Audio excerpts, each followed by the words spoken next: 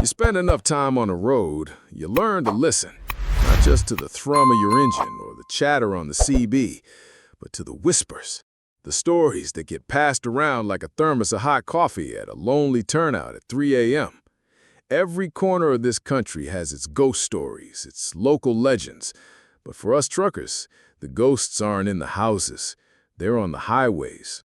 We have our own private maps etched in our minds with warnings and crossed-out routes. There's the Highway of Tears up in BC, the million-dollar highway in Colorado that'll make an atheist pray. But there's one that's different, one that the old-timers talk about with a different kind of fear, a finality in their voice. It's a 60-mile stretch of two-lane blacktop in the gut of the West Virginia Appalachians. The state calls it Route 32. We call it the Devil's Spine. I've been driving for 25 years, hauled everything from lettuce to dynamite. I've seen things. I've driven through dust storms in Texas that felt like the end of the world, and ice storms in the Rockies where the road was a skating rink over a 1,000-foot drop. I'm not a fanciful man. I believe in what I can see and touch. But I've always believed in staying the hell away from the Devil's Spine. The stories aren't your typical ghost sightings. They're stranger, more personal. Men who said their radios started playing old-timey music from the 40s with no station anywhere near. Drivers who smelled phantom cigar smoke in their locked cabs. The most common one, though, was the feeling. A heavy, pressing dread that drains the energy right out of you, makes you want to pull over and sleep for a week. They say the road was carved out of a place the hills wanted to keep for themselves, a place with a history of sorrow that predates any map. I remember an old-timer named Sal years ago telling me he took it once on the dare. He said halfway through, his brand-new rig just died. No warning, no sputtering, just dead silence. All electronics gone. He sat there for an hour in the pitch dark, a silence so complete it rang in his ears, before the truck suddenly roared back to life on its own. He never took it again. It's not just a road, he'd said. It's a test, and you don't know what it's testing you for. I took his advice to heart. For 2 decades, I'd look at the map, see that winding little line of Route 32, and I'd plan around it. It didn't matter if it cost me time or fuel. Some things just aren't worth the risk. That winter was a bad one. The cold had teeth. I was hauling machine parts out of a factory in Pennsylvania, headed for a plant in Tennessee. The schedule was tight, but doable. The forecast had called for flurries, maybe an inch of accumulation in the higher elevations. The Appalachians laughed at the forecast. By the time I hit the West Virginia line, it wasn't a flurry. It was a full-blown whiteout. The snow wasn't falling. It was attacking, coming down sideways in thick, blinding sheets. The wind howled like a freight train, and every gust was a physical blow to the side of my trailer. My world shrank to the 10 feet of road illuminated by my high beams, a swirling vortex of white. I was down to a crawl, my knuckles white on the steering wheel, my whole body tensed. Then the CB, which had been silent for an hour, crackled to life. It was a state trooper. "Attention all southbound traffic on I-79. The interstate is closed at mile marker 105. I repeat, the interstate is closed. Multi-vehicle pileup. All traffic must divert to State Route 32. The words hit me like a punch to the gut. State Route 32. I could feel the blood drain from my face. I slowed the rig, pulling up behind a line of cars and trucks being directed off the interstate by a lone trooper waving a flare. My first instinct was to pull onto the shoulder and wait. I could wait for hours, even a day if I had to. But the snow was getting heavier. I'd be buried here. The company would be on my back about the late delivery. I sat there for a full 5 minutes, a war raging in my head. The practical trucker versus the man who listened to old Sal's story. The wind rocked the cab, and I made my decision. "It's just a road," I muttered to myself, the words tasting like a lie. "Take it slow. Keep your head." I flicked my signal and followed the line of traffic onto the off-ramp. As soon as my tires hit the pavement of Route 32, the world changed. It wasn't just my imagination. The already howling wind seemed to fall silent. The roar of the other trucks faded behind me as I took the first turn. The air in my cab grew instantly colder, the heater suddenly fighting a losing battle. The trees, heavy and dark with snow, crowded the road, their branches like skeletal arms reaching out. The feeling Sal described washed over me, a heavy, suffocating blanket of pure dread. The sense of isolation was absolute. I was alone, and the mountain was watching. For 20 minutes, the only sounds were the crunch of my tires on the snow and the rhythmic slap of the windshield wipers. The road was worse than I'd imagined, a snake of ice-slicked asphalt clinging to the side of the mountain. To my right, a rock face. To my left, a black abyss hidden by the swirling snow. My entire focus was on keeping the rig on the road. Then, a new sound, a faint crackle from the CB radio, different from the usual static. It was rhythmic, almost like a whisper. I almost dismissed it, thinking it was interference from the storm. I reached out to adjust the squelch. "Anyone? Please!" The voice was so faint I thought I'd imagined it. I turned the volume up. The static hissed louder, but underneath it, the voice was there, a woman's voice, thin and terrified. I grabbed my mic. "This is Big Red on Route 32. Say again, please." "Can anyone hear me?" This time it was clearer, cutting through the static with a sudden, impossible clarity. "My car! I slid off the road. It went down the hill. Please, I need help." The clarity of her signal was the first thing that felt truly wrong. In these mountains, during a storm like this, a signal from a car radio should be a garbled, fading mess. Hers sounded like she was broadcasting from the sleeper cab behind me. "Ma'am, where are you?" I asked, my voice steady, professional. My heart was starting to beat a little faster. I don't know," she sobbed, and the raw fear in her voice was a physical thing. "I took a side road, off the main highway. It's so dark and cold. I think my leg is broken." A side road? I had been scanning the roadside since I got on this damn highway. There was nothing. No turnoffs, no dirt tracks, nothing but the rock face and the drop-off. But I couldn't ignore her. The fear in her voice was too real. I slowed the rig to a crawl, my eyes straining to pierce the white curtain of the blizzard. "Okay, ma'am, try to stay on the line with me," I said, my voice a calm anchor in her storm of panic. "I'm on Route 32 as well. I'm looking for you. Can you see my headlights?" "No, just trees and snow. It's so deep," she whispered. Her breathing was ragged, each inhale a sharp, panic gasp that filled my cab. The signal seemed to amplify her terror, transmitting it directly into my nervous system. My own palms were sweating on the wheel. I kept talking to her, asking questions. Did she see any signs? Any mailboxes? Anything? She was growing more and more incoherent, her words dissolving into frantic sobs. Then, through the weeping, she screamed a sentence that froze the blood in my veins. "My baby! Oh, God, my baby's in the car!" That changed everything. I'm a father.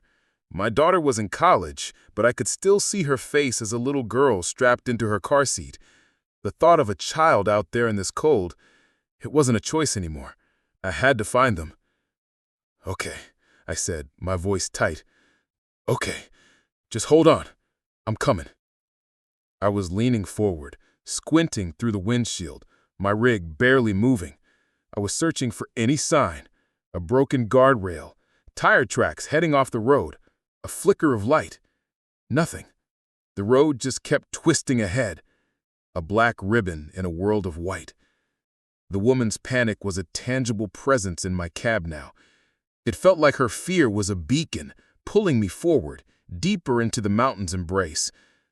I felt a strange, terrifying sense that I wasn't driving toward her, but that she was drawing me toward a specific place, a place she wanted me to be. The woman on the radio suddenly fell silent. The abrupt cutoff was more terrifying than her screams. One moment, my cab was filled with her desperate sobs. The next, there was only the hiss of static. "Ma'am," I said into the mic, "are you still there? Talk to me." Silence. The only answer was the lonely sound of my own engine in the howling wind. A deep, primal dread started to creep up my spine. This was wrong. All of it was wrong. I rounded a particularly sharp blind curve. The nose of my truck swung around, my headlights cutting a fresh path through the darkness. And they landed on her. She was standing in the dead center of my lane. My brain couldn't process it for a second. It was a woman, just as I had imagined, but so much worse. She was wearing a simple, thin dress, the kind someone might wear on a spring day. It was whipping around her legs in the wind. Her feet were bare in the snow. Her face was a ghostly white mask of terror, her mouth open in a silent scream, her eyes locked on my headlights. She was waving her arms frantically, not like someone flagging down help, but like someone warding off an attack. I roared, a sound of pure shock, and stomped on the brakes with all my weight. The air brake screamed, the rig shuddered violently, and the massive trailer began to swing out, threatening to jackknife and send us both into the abyss. Metal groaned, tires lost their grip, and for a terrifying second, I thought I was going over the edge. The truck finally lurched to a halt, the front bumper no more than 10 feet from where she stood. My heart felt like it was going to explode through my ribs. I sat there, panting, the smell of hot bricks filling the cab. She was still there, frozen in my high beams, a terrifying, impossible apparition. For a long moment, I just stared, my mind refusing to accept what my eyes were seeing.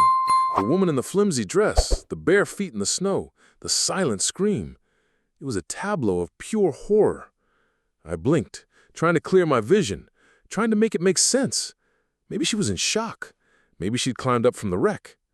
And in the space of that blink, she was gone. 1 second she was there, a solid figure in the swirling snow. The next there was nothing, just the empty road, the falling snow, and the dark, menacing trees. My first thought was that I'd hit her, that in the final skid, the front of my truck had struck her and thrown her into the darkness. A wave of nausea and cold terror washed over me. I killed the engine, plunging the world into a sudden muffled silence. I had to get out. I had to check. My hand was on the door handle, but I couldn't make myself open it. I was paralyzed. I fumbled for the switch and flicked on every light my rig had. Fog lights, running lights, everything. The area around my truck was bathed in a bright, sterile glow. There was nothing. No footprints in the fresh snow where she had been standing. No scuff marks. No body. No sign that anything or anyone had been there at all. The silence pressed in. The rational part of my brain was screaming that it was a hallucination, a trick of the storm and a tired mind. But the terror coiled in my gut knew better. This was the mountain. This was the devil's spine. I didn't reach for the mic to call for help. Who would I call? What would I say? I knew with a chilling certainty that there was no help to be found here. A primal survival instinct took over. I cranked the engine, the diesel roaring to life and shattering the silence. I didn't hesitate. I slammed the truck into gear and stomped on the accelerator. The tires spun, caught, and I launched the rig forward, away from that cursed curve, my eyes locked on the road ahead, refusing to even glance in my rearview mirror. I drove with a fear I had never known, a deep, soul-shaking terror that I was being chased by something I couldn't see. I didn't stop driving until the first light of dawn broke over the mountains, painting the sky in pale shades of gray and pink. By the time I saw the blessed sight of an all-night truck stop, I was miles away from Route 32, but the chill was still buried deep in my bones. I pulled my rig into the lot and just sat there for a long time, watching the sun come up, my hands shaking. I finally forced myself inside. The diner was warm and bright, smelling of coffee and frying bacon. It felt like a different universe. I was on my third cup of coffee, just staring into the black liquid, when a state trooper slid into the booth opposite me. He was older, with a weathered face and tired eyes that looked like they'd seen it all. "Rough night on the roads," he said, more of a statement than a question. He'd probably been checking on drivers all morning. "You have no idea," I croaked. He just looked at me, a patient, knowing expression on his face. And something about that look made me talk. I told him everything, my voice low and shaky. I told him about the detour, The feeling on the road, the impossible radio signal, the voice, the baby, the figure in the headlights, and the vanishing. I expected him to look at me like I was crazy, to suggest I get some sleep. He didn't. He just listened, nodding slowly, his gaze never leaving my face. When he finished, he was quiet for a long time, slowly stirring his own coffee. "That curve you're talking about," he said finally, his voice quiet and grim. "The one after the steep grade, sharp left. We know the one." He took a sip of his coffee.